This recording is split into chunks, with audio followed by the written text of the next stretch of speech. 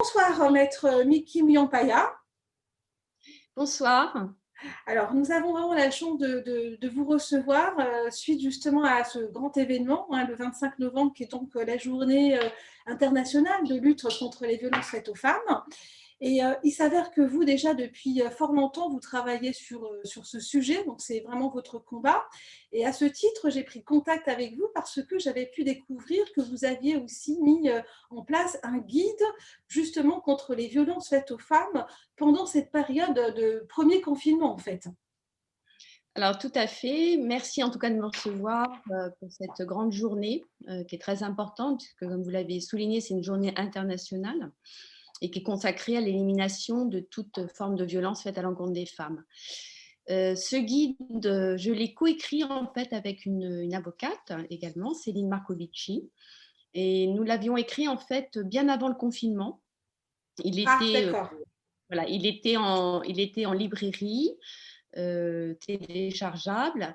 Et nous avons décidé avec notre éditeur, qui est Alma, de le mettre en ligne gratuitement pour que les personnes puissent le télécharger. Donc, on trouvait ça extrêmement important que pendant cette période où, en fait, les femmes se trouvent isolées, ne peuvent pas évidemment se rendre en librairie, de pouvoir télécharger gratuitement ce guide des violences faites à l'encontre des femmes.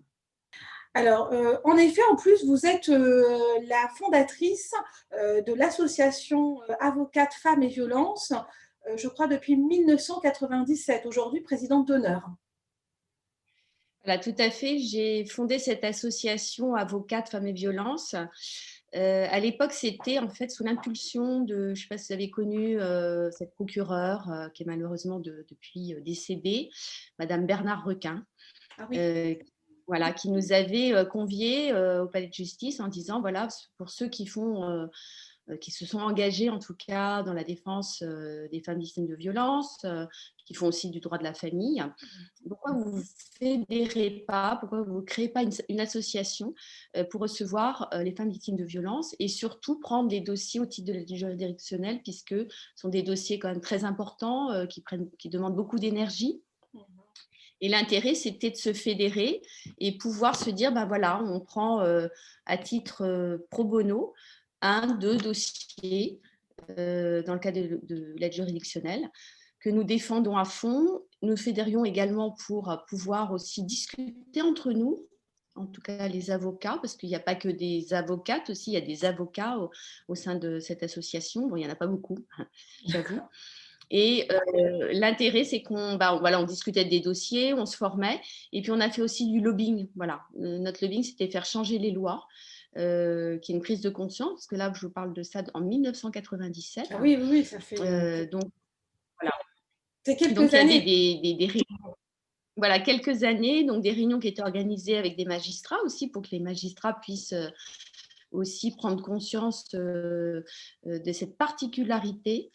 Et aussi avec des psychologues, avec des maisons d'accueil de femmes victimes de violences. Voilà, c'est tout un travail qu'on a construit tout au long de ces années, en tout cas. Vous faisiez partie d'un des pionnières, hein, donc les lois étaient totalement différentes.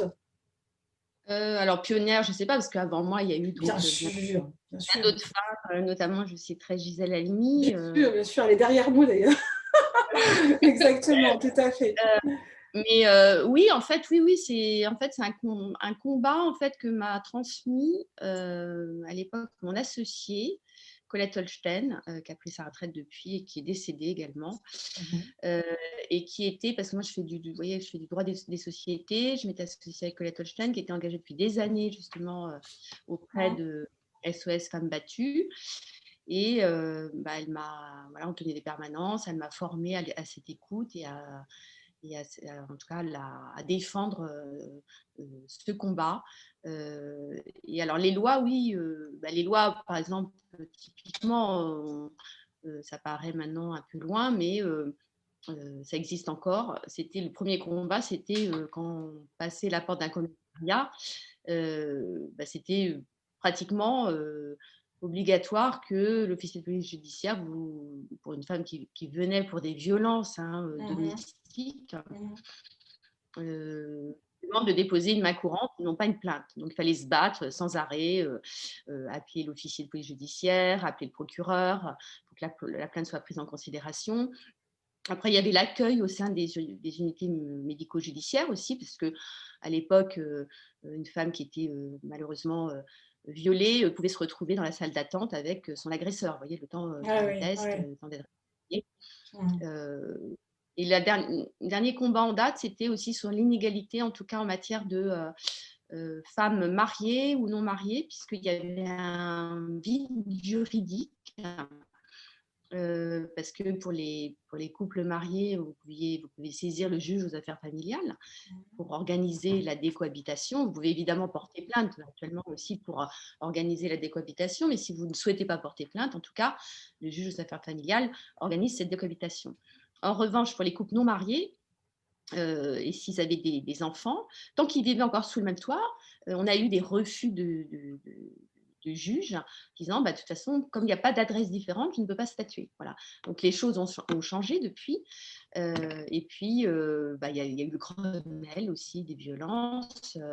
Où on a toutes et tous donné en tout cas nos retours d'expérience pour faire part des dysfonctionnements qui existent au sein de la justice, au sein des commissariats. Bravo.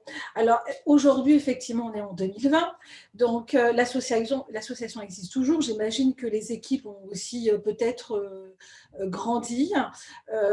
Est-ce que vous trouvez qu'aujourd'hui, on a quand même évolué face justement, notamment au niveau des justices? Est-ce qu'au niveau on peut parler des chiffres aussi, puisque vous parliez qu'il y a plus de 215 000 femmes victimes en fait, de violences par an, hein, je crois. Hein, donc, si je ne dis pas de bêtises, Alors, je n'ai pas les derniers chiffres en tête, mais c'est à peu près, oui, c'est à on est peu dans près ça. ces... Hein, oui. Ouais. Donc, est-ce que vous qui avez justement tout un historique, est-ce que vous trouvez qu'il y a eu une évolution? Alors, il y a une évolution, en tout cas, dans la prise de conscience, en tout cas la- des mentalités, de la population, et puis de la prise de conscience aussi du gouvernement, en tout cas, puisqu'il y a eu des Bien sûr, mesures, bien sûr. beaucoup de mesures qui ont été prises. Après, le problème, c'est bah, il faut que ce soit appliqué. C'est toujours Ah oui, la même rengaine, il faut que ce soit appliqué. Donc, que ce soit appliqué.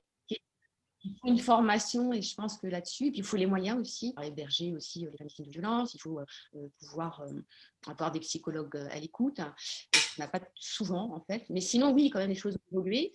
Mais malgré tout, vous voyez, les chiffres, ils sont parlants parce que les chiffres, bah, je trouve qu'ils devraient avoir une courbe descendante et malheureusement, c'est une courbe ascendante. Alors, on dit aussi, peut-être aussi, que ces chiffres-là sont liés au fait que comme il y a plus d'informations, il y a plus de moyens qui sont mis, notamment aussi en ligne, hein, parce que bah, de pouvoir se renseigner, se documenter, il y a plus de place du coup. Donc c'est pour ça que les chiffres augmentent. Mais si vous prenez les chiffres, vous les décortiquez, en fait, ils sont têtus parce qu'il y a plus de plaintes, mais en fait, il n'y a pas tellement plus de condamnations. Voilà. Donc souvent, les affaires sont classées, ou les personnes ne vont pas jusqu'au bout, en tout cas, et surtout en matière de violence sexuelle. Oui, c'est ce que j'ai pu voir, puisque un petit peu dans vos chiffres, j'ai cru voir qu'il n'y avait que 16% qui déposaient plainte. J'étais un peu surprise en fait. Oui, c'est pas beaucoup, effectivement. Mm. Et en plus, c'est des statistiques. Donc, il y a certainement beaucoup plus, à mon avis, beaucoup plus de femmes qui ont été agressées, violées, et qui ne portent absolument pas plainte et qu'on ne connaît pas, qui ne sont pas dans ce chiffre de 16%. Vous voyez. Oui, donc c'est vraiment un combat qu'il faut constamment continuer en fait, tout au long. Vous, ça fait déjà plus de 20 ans et finalement, le combat dure malheureusement toujours. Tout à fait. En fait, il ne faut jamais baisser les armes, hein. C'est un peu comme bah, l'égalité homme-femme. On se dit, bah, ça y est, c'est gagné. Puis en fin de compte, dès qu'on baisse les armes, aucune disposition normative ne sont prises, bah, les chiffres sont parlants aussi, puisque si vous allez vous monter dans la hiérarchie dans les entreprises, on s'aperçoit qu'au sein des COMEX, en tout cas des comités de direction qui ne sont pas visibles, il y a essentiellement des hommes. Ouais, alors là, c'est encore un autre sujet, mais tout à fait. À l'époque, quand vous aviez effectivement démarré l'association, il n'y avait pas tous les réseaux sociaux. Est-ce qu'on peut dire que les violences aujourd'hui ont changé de normes d'une certaine manière, puisqu'on peut parler enfin, d'harcèlement moral, de cyberharcèlement? Est-ce qu'on considère que c'est aussi de la violence faite aux femmes? Alors bien sûr, hein, elle existe aussi pour les enfants, mais là, le sujet aujourd'hui, on parle effectivement des violences faites aux femmes. Oui, alors les violences faites aux femmes, ce ne sont pas que des violences physiques, hein. Il y a eu, Yael Mellul d'ailleurs qui a beaucoup œuvré pour les violences, psychologiques, hein, pour que ce Bien soit sûr. reconnu, voilà, que ce soit, en tout cas, condamnable au niveau des tribunaux, correctionnels. Mais il y a aussi, comme vous le dites, la cyberviolence, hein, qui a été prise en compte dans la dernière loi en fait, Tout à en fait, date, tout à hein, fait. les attaques sur les réseaux sociaux. Mais je dirais aussi, il y a de nouvelles formes de violence qui sont intimes, mais qui sont en fait aussi, par le biais, de l'informatique. Donc qui sont pas forcément des cyberviolences, hem, mais qui permettent d'obliger, par exemple, une femme, qui en fait, elle devient presque sous emprise, d'être tout le temps, connectée, vous voyez? Tout le temps connectée, et ça, c'est aussi un moyen, d'avoir une vraie violence psychologique et un vrai harcèlement à l'encontre, de son conjoint ou d'une femme qu'on rencontre et qu'on oblige, en fait, tous les soirs à se connecter devant la caméra. Voilà. Alors là, effectivement, c'est aussi un sujet passionnant parce qu'on pourrait en parler énormément et c'est vrai qu'aujourd'hui, on n'arrive pas à limiter le temps. On est en plein confinement et oui, dans certaines activités, donc il n'y a plus le temps, on va dire, ce temps horaire. Et là, comment, en fait, finalement, on peut définir stop, que là, on a dépassé les limites et qu'on arrive peut-être sur cet aspect qui est un harcèlement. Alors, je ne sais pas si c'est moral ou Pour moi, de toute façon, c'est qualifiable de harcèlement moral et psychologique, hein. Maître Miki Muyontaya. Finalement, quand on regarde votre parcours, qu'est-ce qui vous a poussé à vraiment à choisir ce combat? Bah, Est-ce que justement, j'en ai parlé un petit peu tout à l'heure. En fait, j'étais c'est pas du tout, voilà, c'était pas du tout je faisais pas du droit de la famille. Ce qui m'a poussée justement, c'est cette volonté, cette femme extraordinaire que j'ai rencontrée, Colette Holstein, qui était mon d'accord. associée, voilà, qui était vraiment engagée, qui avait écrit des livres, et qui m'avait demandé, de l'aider en tout Dessus. cas à tenir la permanence, avec elle et donc voilà, je me suis engagée voilà, sinon il y a rien sinon particulier qui me et puis après Oui, bon, je trouve que c'est un beau combat, heu et bien sûr, c'est très et important. et je pense qu'il faut des personnes aussi qui ne subissent pas forcément justement, qui n'ont pas subi, cette violence pour pouvoir épauler et ne pas rentrer dans un cercle, vous voyez, de personnes où en fait c'est bien d'avoir des cercles Oui, d'écoute de ouvert, parents. ouvert, tout à fait, tout à fait, Et tout à après, il fait. faut aussi donner des chemins objectifs, tracés, droits. Et notamment, je pensais que justement le fait d'être avocate, on prête serment aussi d'aider, hein, donc je trouvais que c'était une belle action en tout cas à côté, une activité pro bono en tout cas comme on dit, non. D'ailleurs l'association, a eu les trophées pro bono, Ah, bravo, bravo, félicitations, bravo, bravo. Non seulement vous êtes avocat, vous êtes une femme, et c'est important effectivement d'avoir choisi ce combat parce qu'on a besoin aussi d'être accompagné. Et donc j'ai cru comprendre que auprès de cette association, vous avez mis un numéro vert. permanence Ah, téléphonique d'accord, par, que nous dispensons, en tout cas les membres de l'association, les lundis, mardis et jeudi après-midi. Et le numéro effectivement renvoie, c'est grâce d'ailleurs à l'ordre barreau, enfin, du barreau de Paris qui nous a mis en place ce numéro et qui renvoie sur les permanents. Et donc, ce numéro est dédié tant aux travailleurs sociaux qu'aux personnes qui seraient victimes de violences. Alors, on va revenir un petit peu sur le guide juridique que vous avez mis en place avec votre confrère. Comment fonctionne ce guide juridique?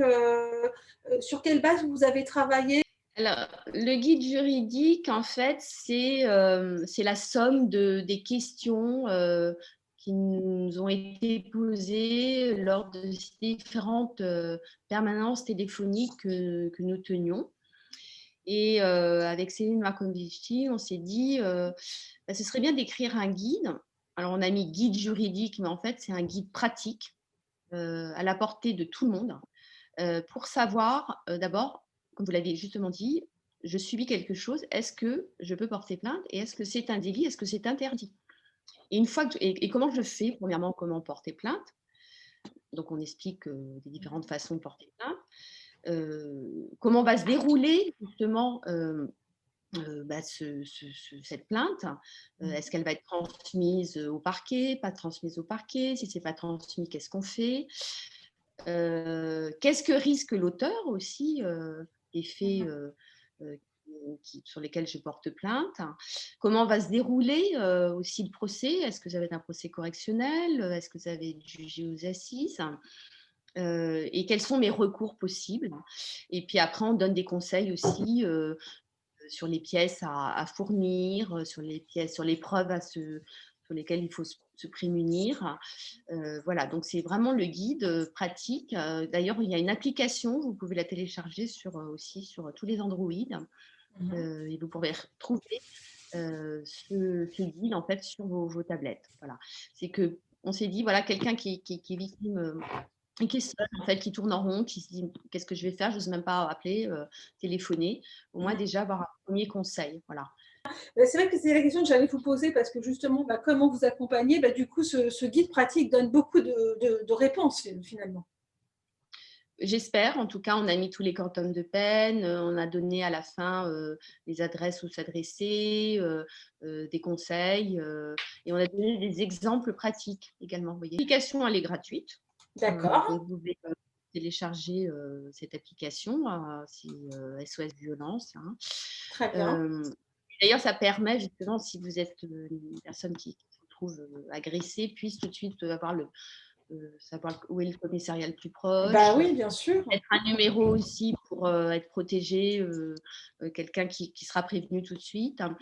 Et en fait, on a découpé dans cette application un petit peu le guide qui est sur papier et téléchargeable. Alors, on peut l'acheter évidemment dans des bonnes librairies, pas forcément Amazon. D'ailleurs, ce guide aussi, on peut le lire en langue brésilienne, puisque nous avons un confrère brésilien qui a souhaité et a demandé l'autorisation de pouvoir le traduire et le mettre à disposition aussi voilà, des femmes victimes de violences au Brésil ou plutôt aussi des femmes brésiliennes qui vivent en France et pour qu'elles puissent aussi le lire dans leur langue. Voilà.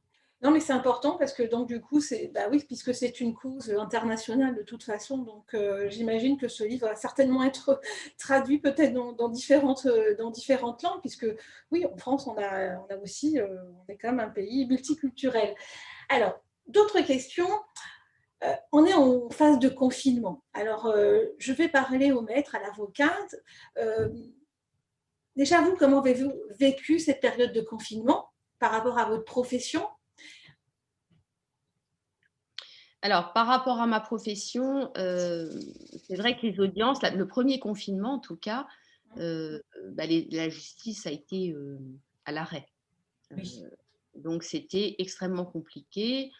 Si j'en reviens, alors soit dans mon activité de conseil, c'était moins perturbant, en tout cas, puisque on a, grâce aux moyens qui Bien nous sûr. avions pour justement faire cette interview, pour télétravailler, comme on dit, ça n'a pas posé de difficultés particulières. Et puis, c'est vrai que ce premier confinement était un peu une sidération, quoi. C'était une nouveauté. On se disait, oh, qu'est-ce Oui.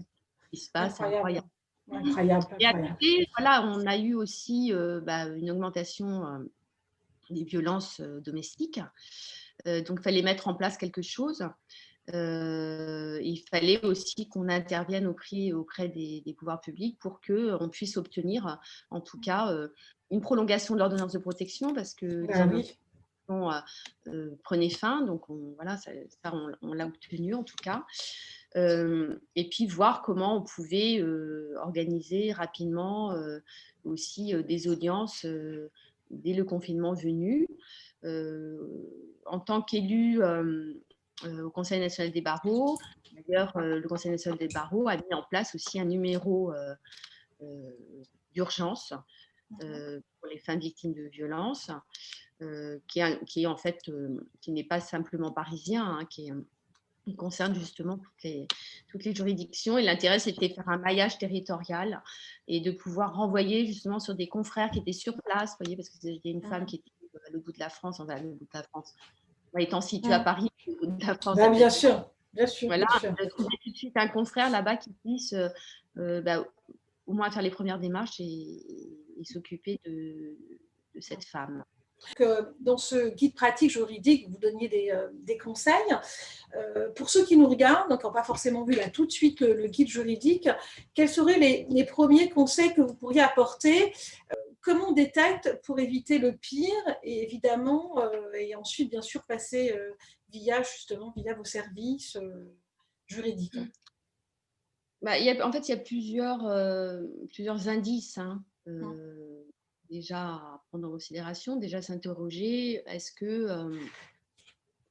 j'ai toujours mes amis? Est-ce que j'ai pas été isolée en fait de mon milieu social, de ma famille? Déjà se poser cette question. Pourquoi je suis tout le temps en tête à tête avec mon compagnon, mon conjoint et que en fait dès que je pars, c'est pas possible. Ça c'est déjà un premier indice.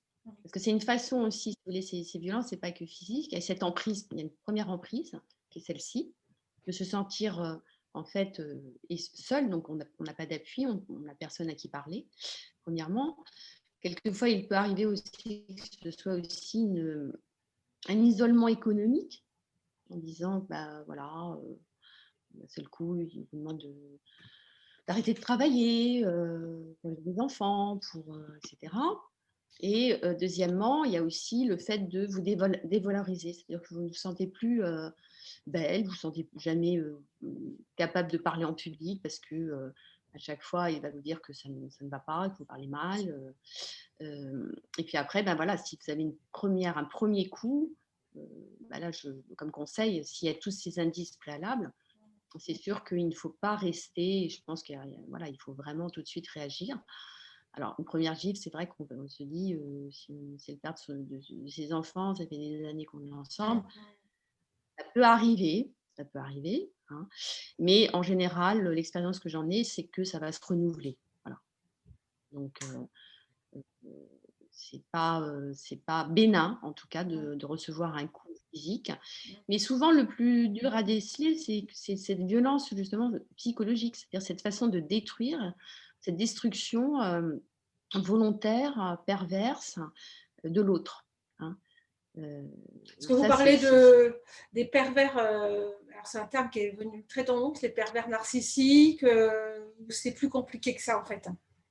oh bah, sans Ça aller ressent. plus, enfin, dans le sens sans que ce soit compliqué, voilà, hein, se dire que est-ce que je me sens bien dans ma peau? Est-ce que j'ai pas l'impression d'être tout le temps dévalorisée? Est-ce que j'ai pas l'impression, c'est une violence psychologique. Vous souffrez dans votre tête. Enfin, voilà. D'accord. C'est pas besoin de chercher s'il est analysé. Est-ce qu'il est pervers narcissique? Est-ce qu'il a tous les indices pour être pervers narcissique? Non, c'est vous en fait. C'est ce qui compte, c'est vous. On le Est-ce que ressent, d'accord. vous ressentez et si c'est habituel et continuel, hein. D'accord, non, mais je trouve que c'est très intéressant ce que vous dites parce que moi qui est entrepreneur, on est en mode start-up et on dit souvent que les entrepreneurs sont un petit peu isolés et je n'avais pas forcément fait le lien qu'effectivement, déjà, c'est un premier signe à partir du moment où on commence à vous isoler en fait de vos amis, de votre famille. Mmh. Donc ça, c'est un élément Tout que je à fait. découvre, que je découvre Enfin, aussi. sauf si vous le souhaitez, hein, Ah voilà, il y a oui, certains amis, si effectivement c'est quelque chose qu'on subit, bien sûr, bien sûr. Bien sûr, parce qu'on ne va pas leur faire peur, mais comme vous dites, je pense que de toute façon, nous les femmes, on a certainement, comme vous dites, c'est un ressenti déjà, c'est un ressenti. Et puis surtout, comme vous dites aussi, eh ben, les premiers signes de violence sont déjà très graves, donc il ne faut vraiment pas hésiter à solliciter.